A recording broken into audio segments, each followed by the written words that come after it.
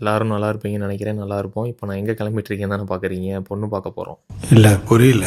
ஆமாங்க, பொண்ணு பார்க்க தான் போகிறோம். ஆனால் யாருக்குன்றதை இப்போ இன்னும் கொஞ்சம் நேரத்தில் பார்ப்பீங்க. நம்மளோட நாள் ஆரம்பிக்கிறதே இவர்கிட்ட இருந்து தான். இவர்கிட்ட ஆசீர்வாதம் வாங்கிட்டு அதுக்கப்புறம் கிளம்பி வந்துட்டேன். இவனுக்கு தாங்க பொண்ணு பார்க்க போகிறேன். என்ன வர சொல்லிட்டு இவன் இன்னும் குளிக்கவே இல்லை. அதுக்கப்புறம் நான் சாப்பிட வந்துட்டேன். நல்லா 5 இட்லியை சாப்பிட்டுட்டு அதுக்கப்புறம் மேலே ரூமுக்கு போய் பார்த்தா மேக்கப் பண்ணி உட்காந்துருக்கேன்.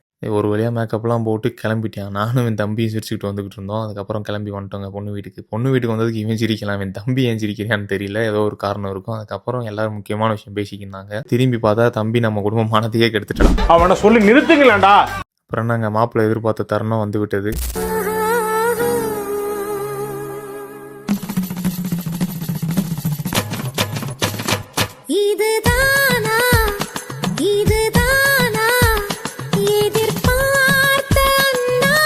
கல்யாணம் ஆகலன்னு வருத்தப்படுற எல்லாருக்கும் ஒன்று சொல்லிக்கிறேன். இவனுக்கே கல்யாணம் ஆக போகுது. அப்புறம் நாங்கள் நம்பிக்கையோடு இருங்க, நல்லதே நடக்கும். தொடர்ந்து பயணிப்போம்.